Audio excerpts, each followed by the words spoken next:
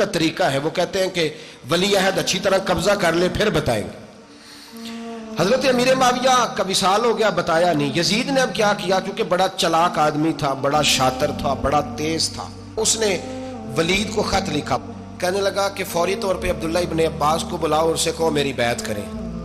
یہ جو بیعت ہوتی تھی نا، یہ بھی سن لے کیا ہوتی تھی، یہ بیعت حلف ہوتا تھا کہ میں اللہ رسول کے نام پہ حلف دیتا ہوں کہ میں یزید کی اطاعت کروں گا، میں اس کے خلاف کوئی بغاوت نہیں کروں گا، کوئی یہ بیعت لوگ سمجھتے ہیں کہ بس ہاتھ پکڑنے کا نام بیعت تھا۔ اس بیعت کا متبادل جمہوری ملکوں کے اندر ووٹ آیا ہے، تو کہا بیعت کرے، حضرت عبداللہ ابن عباس کو بھی بلاؤ، عبداللہ بن زبیر کو بھی بلاؤ، امام حسین کو بھی بلاؤ۔ امام حسین آدھی رات کے وقت بیٹھے تھے مسجد نبوی میں، چونکہ پانچوں نمازوں کی آپ امامت کرتے۔ امام حسین نماز پڑھا کے عشاء کی بیٹھے تھے جناب عبداللہ بن زبیر۔ عبداللہ بن زبیر کون تھے؟ یہ نبی پاک صلی اللہ علیہ وسلم کی پھپھی پوتے تھے اور جناب صدیق اکبر کے نواسے تھے، حضرت عبداللہ بن زبیر، اور جناب زبیر بن عوام عشرہ مبشرہ صحابی ہیں، ان کے بیٹے تھے، بہت زیرک آدمی تھے، یہ بھی امام حسین کے پاس بیٹھے تھے۔ عبداللہ ابن عباس بھی تھے جو حضور کے چچا کے بیٹے ہیں، اس امت کے پہلے مفسر ہیں قرآن پاک، یہ لوگ بیٹھے تھے۔ تو ولید نے ایک بندہ بھیجا، اس نے آ کے کہا جناب آپ کو گورنر صاحب نے بلایا ہے۔ تو عبداللہ بن زبیر کہنے لگے حسین اس وقت بلانے کی بات سمجھ میں نہیں آئی۔ تو امام حسین بڑے بصیرت والے تھے، اللہ نے بصیرت دی تھی، کہنے لگے عبداللہ آپ کو سمجھ نہیں آئی، مجھے سمجھ آ گئی ہے، امیر معاویہ وصال کر گئے، اور یہ ہمیں جو بلایا گیا ہے نا، یہ یزید کی بیعت کے لیے بلایا گیا ہے۔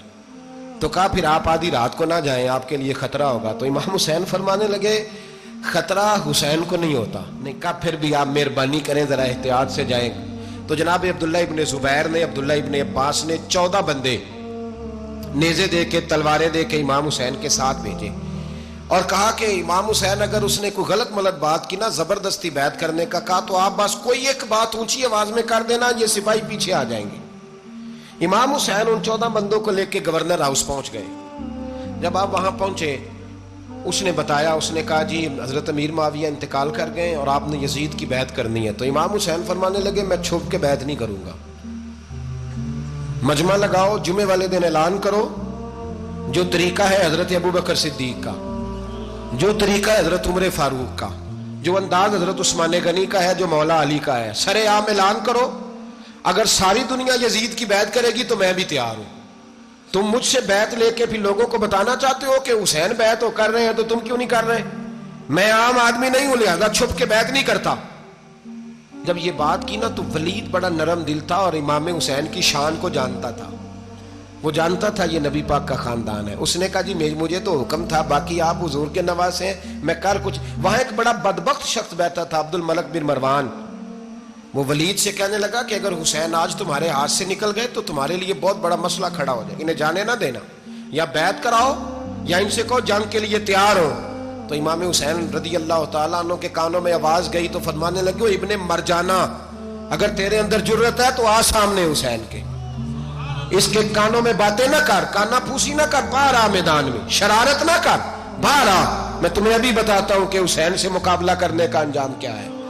یہ کہہ کہ امام حسین باہر نکلے، اپنے بھائی محمد بن انفیہ کو بلایا، عبداللہ بن زبیر، عبداللہ ابن عباس، ڈھیر سارے لوگ اکٹھے ہو گئے، فرمایا یہ معاملہ ہے، اب کیا کرنا ہے؟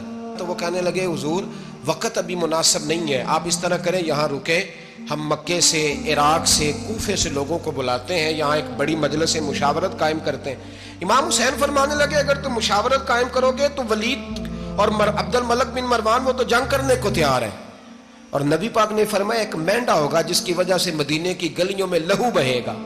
فرمانے لگے میں وہ بکرا، وہ مینڈا نہیں بننا چاہتا۔ کہا پھر آپ کیا کریں گے؟ تو امام حسین رو پڑے، فرمانے لگے میں مدینہ چھوڑ جاؤں گا لیکن مدینے کی حرمت پامال نہیں ہونے دوں گا۔ امام علی مقام آدھی رات کے وقت نکلے، سیدہ فاطمہ کا دروازہ ایک اس دن تھا جس دن حضرت مولا علی کوفے چلے گئے تھے، اور دوبارہ آج تالا لگا جب امام حسین نکلے۔ آپ جنت البقیع کے پیچھے کھڑے ہو کے حضور کا روضہ دیکھنے لگے، اس وقت گنبد تو نہیں ہوتا تھا، روضہ دیکھنے لگے۔ نانا تیرے کرم کے خزینے کی خیر ہو، میں جا رہا ہوں تیرے مدینے کی خیر ہو۔ سارا خاندان لے گئے، مکے تشریف لے گئے، حج کے ایام قریب آنے والے تھے۔ امام حسین نے وہاں لوگوں سے باتیں کی۔ جب امام حسین وہاں پہنچے تو کوفے سے خط آنے لگے، کوفہ حضرت علی کا دارالخلافہ تھا، وہاں آپ کے محبین پیار کرنے والے ڈھیروں تھے، انہیں خط لکھے